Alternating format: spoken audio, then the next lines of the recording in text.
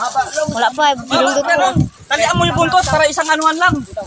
Yan, kung may mahaba kayo yan, talian yung buntot, isang paba lang pa ganun. Mapala yan, kawayan yan eh. Pala yan, kailangan kahoy. Kahoy, isang mahaba lang. Talian nyo yung buntot. Magsayad-sayad talaga yan. Yung tumbong niya dyan? Ito pala oh. Kaya lang Tumbong niya yan? Kaya lang. Ay, marupok na yan. Baka di pag-picture, di pag-push, di sila maniwala. De? Ayun, mababa na lang. Maniwala ba yan? Ay, ito.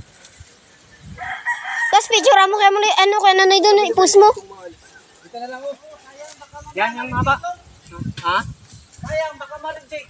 Yan nakauli. Saan pa? Titiyo mo lang nakauli. Nakalayo pa namin kalayo itong insect. Mexican, ito. Ganito na rin ngayon kalakas.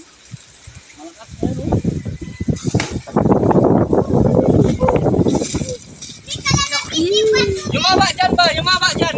Yan, nagdaraw-daraw pang pasan.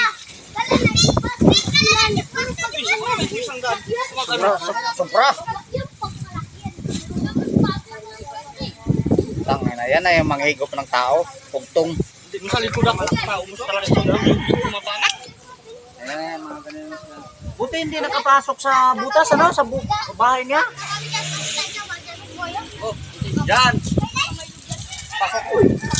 Dito yung